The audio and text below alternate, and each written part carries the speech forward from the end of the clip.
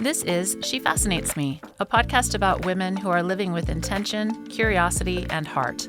I'm Julie Silber, and in each episode, I'm bringing you conversations with women who inspire fascination in all its forms.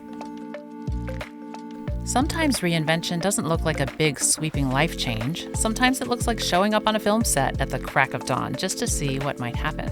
My friend Jocelyn Challas is an empty nester who decided to try something completely new, becoming a background extra in film and television. No acting aspirations, just curiosity. And what she found? A front row seat to the action, a surprising sense of fulfillment, and a whole new way to step into someone else's world for just a day. Before we jump in, make sure you've subscribed on YouTube. It helps my show grow tremendously. Well, hello, Jocelyn. Hello. Welcome. Thank you. I'm so glad you're here. I'm you so are glad to so be here. extra. Oh my gosh. Thank you. I wanted to have you on today to talk about your very fun hobby / part-time gig as an extra in movies and TV and game shows. Yes. Tell us all about it. I want to know how it started, what your very first gig was, and then we're going to talk about your background. Okay, gosh, how it started. So you're a mom, as I am, and you know that as empty nest approaches, you start to have more time on your hands. Yes. And so that was happening for me. I started this about 5 years ago. Okay. As my youngest started driving. So a lot of free time opened up for me. I thought, well, what can I do at this time? You can only play so much tennis, right? Right. And I have a friend who's in the business also. And I kept seeing her post about it. And as you reached out to me, I reached out to her, like, tell me more about this. I want to learn more about it. And she told me how to get started. And it kind of went from there. And it's kind of steamrolled. And it's been 5 years now. So it's wonderful. It looks like you're having so much fun doing it. So much fun. Yes. And so what did your friend do, or what does your friend do in the business? The same thing that I do. She's also an extra. Got it. And by the way, we're called background artists. Background artists. Yes, okay. Actors and actresses. And so the short way to say it is BG. So if you're ever on set, you'll be referred to as BG or BG friends. Never extras, Julie, just so you know. Yeah. That's all right. Lingo. So then I should change the way I opened up this episode with Maybe you're so. BG. I guess so. Yes, BG. Okay. So tell me what your career was before and the whole family dynamic, and we'll talk about that whole transition into becoming an empty nester, because it is something else. Right. So I have no background in this at all. Never did drama, never did anything like that. So no aspirations of becoming an actor. No aspirations at all. Although I was a Barbizon model in middle school. If you remember that back in the day. Barbizon. Wow, that is a name from the depths of my brain. Wow. Exactly, late 80s. But no, I have a degree in speech therapy, a master's degree in that, and I worked as a pediatric speech therapist for a bit, and then got married and had my 3 daughters and really focused on them for a long time. So stayed home with them primarily, did a little contract work as a speech therapist. Yeah, so I retired from that. Okay. Spent a lot more time playing tennis and volunteering, and then, as I mentioned, a lot more free time opened up to me as my girls got older. Yeah. So reached out to my friend and started dipping my toes in this water. The first thing I did was go downtown to a company called Central Casting. Okay. So here in Atlanta, that's a big casting company. And you can sign up for free. Anyone can do it. Okay. So that's one tip I have, is if anyone is asking you to pay to do this, don't do that. Okay. There's no need to ever pay a cent to get into this business. So you literally go downtown, sign up with Central Casting, you're in their database, they take your photo, and that's one of the casting agencies here. We can talk about the others too. But so I did that. I went downtown and I signed up. And then the next thing I knew, people were reaching out to see if I could work. So. And did they ask you to do anything, like did you have to bring in headshots, or did they handle that for you? No, not at all. They take the photos right there for you. Yeah. And they make a profile for you, and then you can add your own pictures if you like, which I do, especially as I've been doing this more. I have more photos, of myself doing different roles that I can add. Up a portfolio. Correct. Yeah, so Central Casting started with them, and then you learn more about the other agencies as you do more of this work and register with them, and they'll start reaching out. Okay. So in Atlanta, people call it Yollywood, and we have these signs around town whenever there's something being filmed, and there are those yellow signs with the black print, and sometimes they'll say crew parking or extras parking, and so you go to the extras parking, correct, I assume. And I've also heard that things start pretty early in the morning when it comes to film and television. Let's talk about that. You must be a morning person. I am definitely not a morning person, Julie, definitely not. Ask my family. But for this, I do get up early. So that's one of the tricky things things is when you're booked, you really don't know what that day is going to look like at all. You know you're booked for a certain day, but you don't find out until the night before what time you're supposed to report. Kind of like jury duty, but fun. Correct. Yes. But jury duty, they tell you 8 or 9 a.m., right? I mean, this is, you don't really know. It could be 5 a.m., it could be 2 p.m. Okay. So you need to have your whole day free. I've reported as early as 5 a.m. and actually as late as 2 p.m. probably. Okay. And then you have no idea how long your day will be. Right. So that's another thing to consider. Are there any limits? Could it really go super, super late? I think, yeah. It'll tell you how many hours you're booked for. Usually you're booked for 8, 10, or 12 hours. But you can work longer than that, and then you get paid overtime, which is time and a half. But that's a good question about the end limit. I don't know. The longest I've worked is probably 14 hours. Okay. And I'm assuming I was booked at 8 or 10 or 12 hours, and then the extra couple hours were overtime. Okay. And then the shortest day, I would say 4 hours, but that was a dream day, and that was very unique. That doesn't happen a lot. Gotcha. Okay. And you are getting paid something to do this. Not a lot. Don't make a living out of this. You're not making a living. No. Yeah. It's just fun little play money, I'm sure. Correct. And great experiences. So let's talk about these experiences. Sure. Tell me about the very first one. The very first one was actually amazing, and looking back, I had no idea that all the sets weren't like this, that all the days weren't going to be this amazing, but my first experience was fantastic. Okay.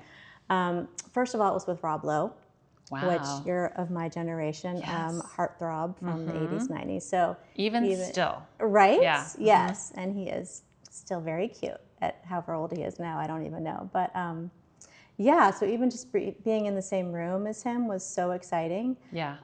The day started at a reasonable hour. There was very little sitting around, which happens a lot. Okay. So kind of right to the set, and then right on camera, and then right to the next scene, and then the day was over. And that's very unique. You don't have that happen a lot. Okay. Did you have hair and makeup done for that Yes, I was first just one? going to mention that. Yes. Is so that always every part of it? time, hair and makeup is part of it, and wardrobe. Okay. So yes, but yeah, I mean, being on set with him was just incredible. Of course, he didn't acknowledge me; they usually don't. But just it was really exciting to be up close and personal with a celebrity like that, especially a big name like that. So that was my first experience, and it was incredible. Definitely. Well, and then you get to see what they're like. Maybe when the cameras aren't rolling, and maybe have some fun observations of these stars as you. They stay in work mode. They really do. I mean, it's their job, so they're not, socializing with us behind the scenes and when the camera's off. They're, reviewing their lines or talking about, okay, maybe we try this or maybe we move the angle here. Like, they're involved in the process. So they do stay in work mode for sure, from my observations. Okay. So there's a good bit of sitting around and waiting. Yes. And do you kind of see the same faces with the other BGs? The Bee Gees. Yeah, you start to. It's really fun. And I will say, sometimes there's not sitting around. Like that first day, I had an amazing experience. But typically, there is a lot of sitting around, which works for me. I'm kind of, a reader. I don't mind sitting and relaxing. But if you're somebody who has to be moving and doing all the time, this would be a terrible experience for you, and you probably shouldn't pursue it. But and it's tiring too. I akin it to sitting on an airplane all day. Like, you have this fatigue afterwards. It's kind of unexplainable because you've been sitting around most of the day and anticipating. Right. Yeah. Right. Yeah. And then sometimes you anticipate and you don't get called to set, so that's very disappointing too. So you did the hair and makeup, you did the wardrobe, you're doing all the sitting and waiting, and then no, we're not going to pick you. Right. That happened to me once on a movie. It was a golf movie. Okay. I don't know if I should name it or not, but I got there so early. I think it was 5:30 in the morning. And I had my hair in the pink sponge rollers, and I had all the makeup done. And I waited and waited and waited all day. I think probably 6 hours. And then someone told me that, like, a family member of the producer ended up just being the secretary in that scene. And it was such a letdown. I know, it is a letdown. But at the same time, it was still absolutely fun being there, because I had never done anything like that before, and it was just exciting being in that element. I do have a question for you, though. Have there been situations where you've been in extreme heat or extreme cold, or are you usually pretty comfortable when you're sitting around waiting? That's a good question. So when I first started, I would take any gig that was offered to me, wherever it was outside the city, whether it was outdoors, indoors. I am more particular now because I've learned to kind of look for those things because I have been extremely cold in one of the holding environments. It's called holding. Okay. When you're waiting. It was actually, if I can name the show, it was Will Trent. I was playing a construction worker, supervisor, as if that matters. But it was so cold. I want to say it was below 30, and we were just in this tent outside, just in folding chairs, just waiting. Yes, and it was miserable. I did make it on into the set, into the scene, so that was nice. But yes, and there's, I mean, what can you do? You just have to sit there and wait. So heat, actually, yes. I filmed a winter movie in the summer. And so we had to act as if it was 30 degrees and it was 90 degrees here in Atlanta. How do you do that? So in between scenes we'd come into the air conditioning, but then when you're actually filming, I'm in this giant parka and it's 90 degrees in Atlanta. So it was kind of fun though, because like I said, you could take a break and go inside in between the scenes and, cool down a little, but it's crazy filming a winter movie in the heat of summer. Stuff like that happens. Well, it makes me think about the models who have to do their bikini photo shoots in the winter and they have to look relaxed. No, thank you. Okay, so let's talk about what you do. Do you ever speak? Not yet, Julie. I would love to be, it's called a bump, given a bump to a speaking role because you get paid more for those. I see. I think it's pretty rare for that to happen. Usually you're booked as an actor or actress if you're going to speak. Okay. So no, we are considered the furniture, the potted plants. We don't want any attention drawn to us. And if attention is drawn to an extra, they will probably be moved or removed from the scene. Interesting. Okay. Yeah. So. And not because an extra's doing anything wrong necessarily, or maybe sometimes so, but could be if they are looking right at the camera, or they're being a little too expressive, or taking attention away from the actor or actress. They will be removed likely. We're also encouraged to usually dress just in neutral colors. You don't want to be in fluorescent patterns. Nothing that will stand out. You really are just your background, your furniture, your potted plants. Okay. You're not supposed to take attention away from what's really happening in the scene. Now, I've definitely seen photos, and we're going to share them throughout this episode. So this is definitely an episode that people should be watching if you can, so you can see these fun shots. But there are some colorful outfits that you've been in, but I guess that's just part of what is happening in the scene. For example, there's a beautiful, I think a red or pink patterned dress that you're in that's very fancy, and that's a good point. It really does depend on the scene and what the director is looking for. If it fits the scene, of course we're all going to be wearing that, or it would look odd if we didn't. And the one you're referring to is a 1940s movie I did, 6888, and so for that one we had to come in a whole separate day for a fitting. They outfit you entirely in that period. Obviously I had nothing like that at home, so that's another thing is they do ask you to bring some things from home. If you have them. Okay. And then they'll kind of pick through what they want. Usually they don't want anything. At least in my case, they're not picking what I bring usually. Okay. But they may if you have something that works for the scene. But then they have just, rooms and rooms of wardrobe to choose from, and then they dress you how they want you to look for the scene. And you're right. If that scene is colorful or patterned or whatnot, they would go with that. But typically, you're more muted as an extra. And let's talk about the crew. Do you enjoy the crew interactions that you have? Well, they're very few, I would say, and it really depends on the set. And we kind of talk about that as BG artists, like, okay, have you worked on the set, and what'd you think of the crew? How were you treated? So it depends. A lot of times, we're definitely the lowest of the totem pole for sure. So have that in mind if you decide to pursue this for sure. And they've got to crank through a lot of extras, right? So there's probably not a whole bunch of warm and fuzzy going on. No, there's definitely not warm and fuzzy at all. Okay. But I don't expect that, No. So I just wasn't sure if that was part of the experience for you interacting. Not really. I mean, I'm doing this podcast because I love chatting with people. I'd probably chat it up too much and get kicked out of the production. I don't think they like to be chatted up. I mean, it's their job. You can chat it up with the fellow extras. Sure. Yeah, I've made some friends, so it's been fun. Okay. Tell me about the most fun experience you've had with the extras that you work with. Oh, wow. Okay. Well, there was one set I was on. It was called Hysteria. It was an 80s show that just came out probably a year ago. And it was back when I was still taking any gig. So it probably filmed 2-3 years ago. And this one was in Covington, which now I probably would say, no, thanks. I don't want to make that drive. But at the time, I was like, I'll do it. Yeah. And it ended up being 3 really, really long days. They started at noon, and then one morning we didn't wrap until like 3-4 a.m. And then I was driving back to Atlanta. So wow. that whole thing was crazy. But I was with the same people for those 3 days. Yeah. Just we were in a church, so we were sitting in this pew together for 3 days, just filming the same scene over and over again from all these different angles. Okay. And so I really bonded with the people in my pew, you know. How sweet. Yeah, my 3 days in a pew. Exactly.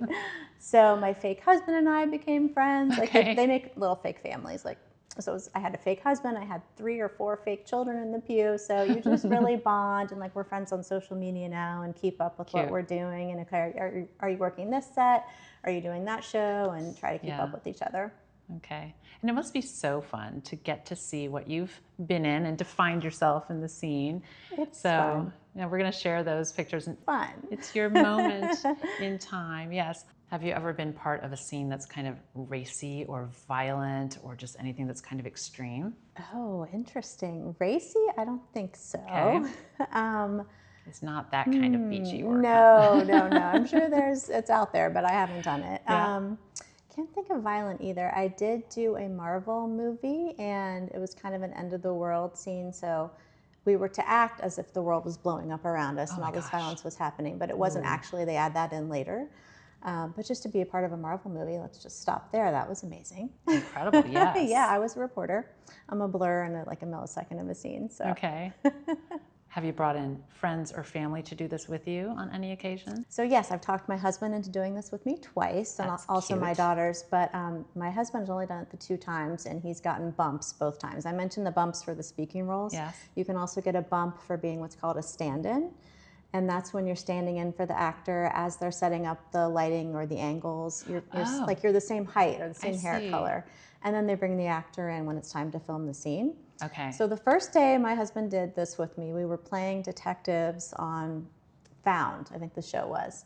And they immediately pull him to be a stand-in for the main actor, which is very rare. Okay. Like, that doesn't happen. And of course, his luck, the first day he's there, he's pulled in to be a stand-in. So he didn't make it on camera, but he got the pay bump that day to do that.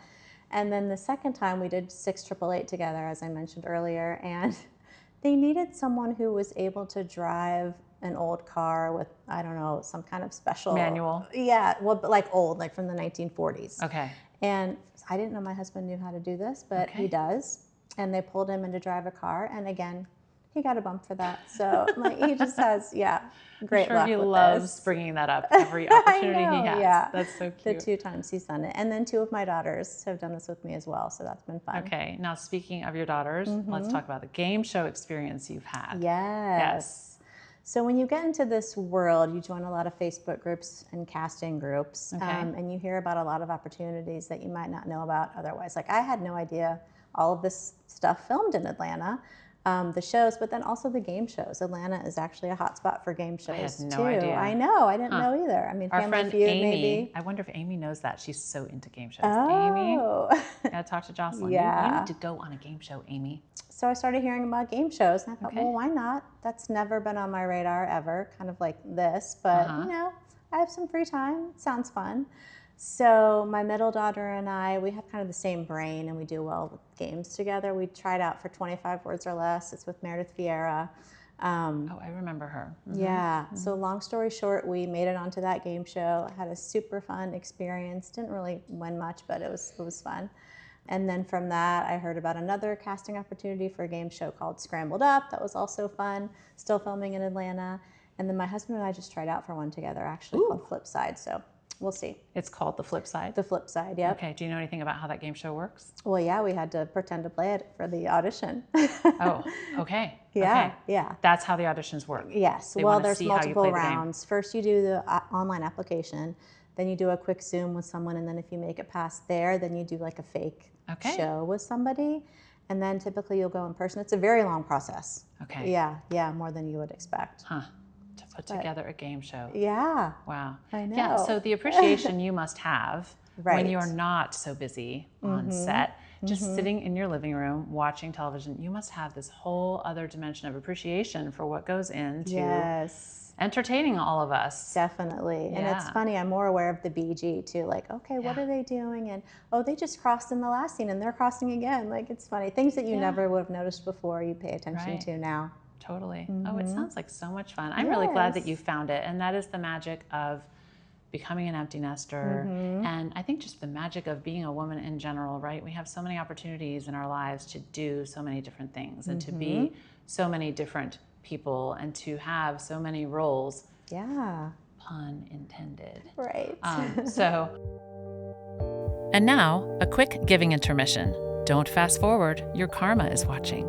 And while we're here, if you're enjoying the show, take a second to subscribe on YouTube. It's a small thing that makes a big difference and helps independent creators like me grow. Today's Giving Intermission highlights Midtown Assistance Center, a nonprofit right here in Atlanta that's doing something incredibly meaningful, quietly preventing homelessness before it happens. Their focus is on the working poor, people who are employed, doing everything they can to stay afloat, but hit a temporary financial setback. And in that moment, a missed paycheck or unexpected expense can mean losing housing or basic utilities. Midtown Assistance Center steps in with emergency support, helping cover rent, utilities, groceries, even work clothing and transportation so that individuals and families can stabilize and move forward. It's a powerful reminder that sometimes the difference between stability and crisis is just a small amount of timely support. If this resonates with you, there are so many ways to get involved. Jocelyn works in the food pantry, clothing closet, and helps clients during appointments. You can find everything that you need at midtownassistancecenter.org. I'm kind of a rule follower, and so what are the main rules that you want to rattle off that's as an experienced BG that everyone should know?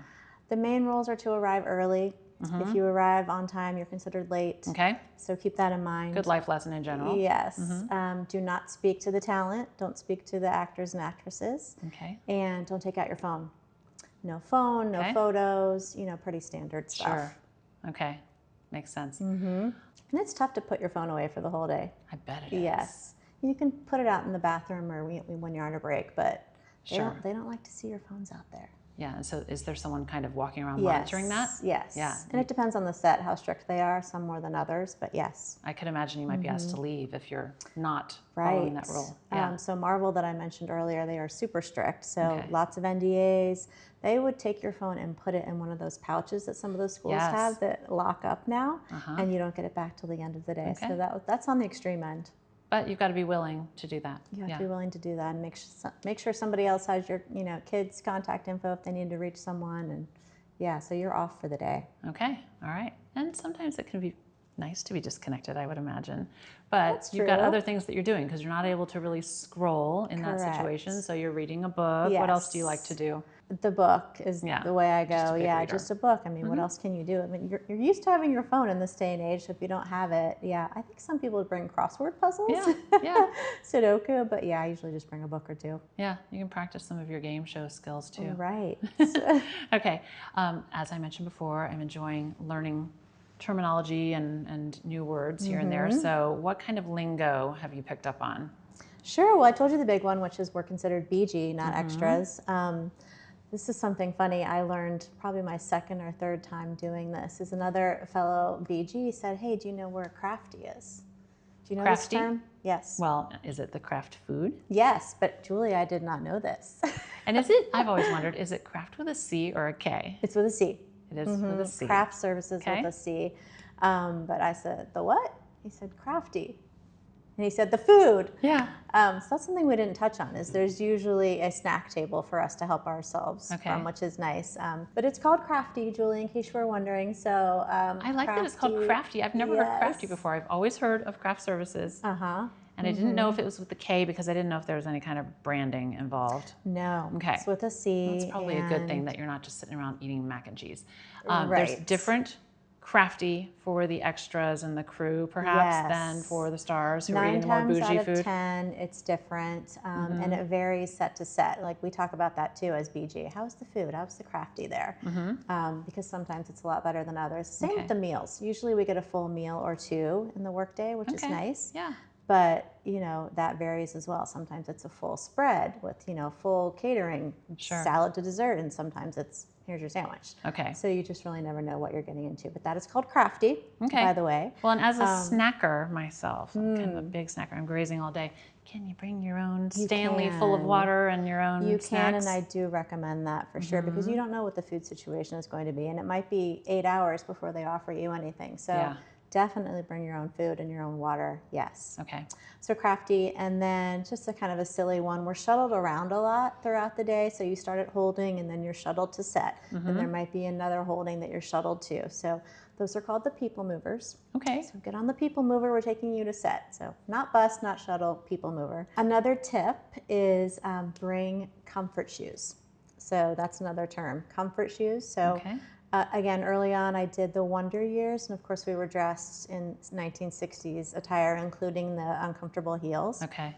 I didn't know to bring my own shoes, so I'm in this outfit, and then we go right to lunch. No chance to go back to change into what you wore to set, and so I'm wearing these heels all around, town. It was actually in Midtown Atlanta, not comfortable at all. So pro tip, bring your comfort shoes when you do this so you can change into your Crocs or slippers or whatever it is when you're not on set or walking around. I'm sure some things come up that might be funny or embarrassing. Does anything come to mind? There was one time we were filming at the Fox Theater. It was actually an amazing experience. It was a family affair with Zac Efron and Nicole Kidman, so just being there was incredible. But there were probably 300 to 400 of us BG, like to fill up the Fox Theater.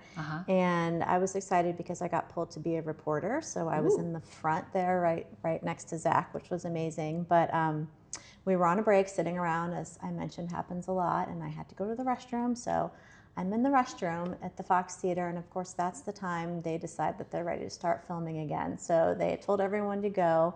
And because I was a reporter, I had kind of a good angle, like they were seeing me on film, so they couldn't film without me. So they get out the megaphone and call my name in the middle of Fox Theater, telling me to get to set. So that was silly and a little embarrassing. And then, of course, Julie, that entire scene was cut. We were 3 days at the Fox Theater. 3 days. I had my reporter role. I was so excited, and the entire scene was cut from the movie. So that may happen too. You just never know. Yeah. It's interesting, right? And you think about the money that's been paid to all the actors and all the BGs and just the time and money that it costs just for a day before you even think about paying people. Right. Well, renting out the Fox Theater for 3 days. Goodness. Yes. So in my family's antiques business over the years, they would rent props from film and television. And we would always be excited to see our pieces from the store in something on television or on the big screen. But I'm sure they didn't always make it in. Sometimes they would be cut out, and they would spend tens of thousands of dollars renting large packages of things from us over the years, and it's just the way it goes. I know. Yeah. I know. That was so disappointing, though. I mean, I would have been in the frame with Zac Efron, but it didn't happen. But I did talk to him when we were both at the bathrooms together. Ooh. Yes, so that was fun. You're just making some fun memories. Yeah, and Lucy Liu, that happened with her also. So you just never know when you're going to run into them. And if you run into them in the line for the bathroom, it's okay to be like, oh, hi, how's the day going? Just not on set. Not while they're working. Okay. So why don't you rattle off some names of actors and actresses that you've gotten to be near. Maybe some titles of film and television. Share some air with. So I've mentioned Rob Lowe, that was a big one. Zac Efron, of course, was incredible. My girls were really impressed with that one. Nicole Kidman. I've worked on Tulsa King a few times, which films here in Atlanta. So Sylvester Stallone and I have rubbed elbows a little bit. Let me think who else. Josh Brolin, Anna Kendrick, Julia Louis-Dreyfus. So if you're a Seinfeld fan, that was super fun. Elaine. Elaine. Bert Kreis, he's a popular comedian. That one just filmed here recently. Trace Adkins. It's all kind of a blur, but it's been so fun and crazy just to see those people live and in person. I know. Yeah. Sometimes are they taller or shorter than you would imagine? Definitely. Nicole Kidman is very tall. Is she? Yes. Okay. yes, which you might assume. And then Rob Lowe was shorter in person, but still gorgeous. Okay, so let's hear some titles. So Weapons, you might have heard of that one, just won, I think, Best Supporting Actress at the Oscars. That was really fun. So Weapons. Thunderbolts is the Marvel movie that I mentioned. I've been on Will Trent a few times. That's a really popular one here in Atlanta. And then Tulsa King is super hot right now. So they're on their 4th season. I'm about to film in the finale for that one. Okay. Yeah, and just kind of a lot of random small independent films too. Yeah. But those are the big ones that I can think of. Okay. Yeah. Well, more to come from you. Yes, I hope so.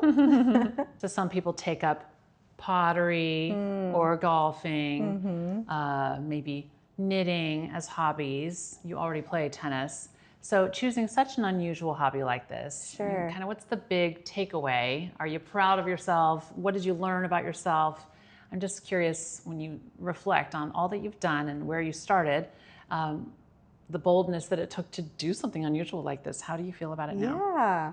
Well, I'm still enjoying it. I'm still doing it, and I still find it exciting and interesting, and just learning about this whole other aspect of Atlanta I didn't know about. So I would say whatever that looks like for somebody who's trying to reinvent themselves, just go for it, whether it's pottery or whatever.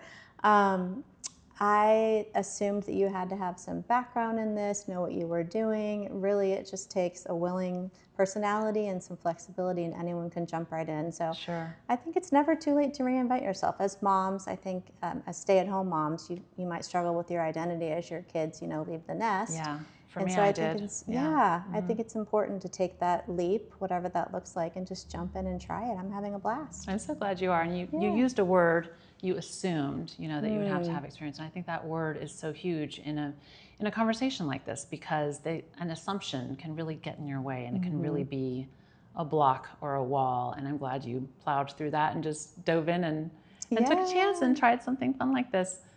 Or that you have to look a certain way, or be a certain size. I mean, no, all kinds do this job, and it's fun. It's for everyone. Yeah. So the bump, I'm learning all kinds of new vocabulary today. That bump. Do you aspire to get a speaking role, even if it's just a word or a line? I think absolutely. Now, I've never seen it happen. It's kind of like the lore of BG. Like, okay, have you ever gotten that speaking role bump? But it must happen. Yeah. I think that would be incredible. Yes. Okay. So I would definitely say yes to that opportunity. All right, you're raising your hand for that. And then, are there some aspiring actors who are extras, or is it really just a bunch of people like you who are just wanting to make some extra cash, having fun? Yeah, no, there are definitely a lot of aspiring actors. Okay. A lot of people have agents. They're really looking to use this as a stepping stone to something else. Got it. I am not. Yeah. Like I said, I'm pickier now with what I say yes to, but I think those kind of people are saying yes to every opportunity just to make the connections, and maybe they'll get their big break. So yes, for sure. All right, well, this has been really fun, getting to explore your unusual hobby. Yeah. It was so fun having you. Thanks so much for having me. So, and be sure to subscribe to the YouTube channel. It means a whole lot to independent creators like me. So we'll see you on TV. Okay, thanks, Julie. Bye. Bye. And that's what I love about this conversation. Jocelyn didn't set out to reinvent herself. She simply followed a spark of curiosity, and it led her somewhere completely unexpected. There's something really freeing about that idea, just trying something not because you have to or because it fits into a bigger plan, but just because it sounds fun. And maybe that's the takeaway. There's still so much out there waiting for us if we're willing to say yes to it. If you'd like to support the show, subscribing on YouTube is one of the most meaningful ways to do that. And of course, you can listen wherever you get your podcasts.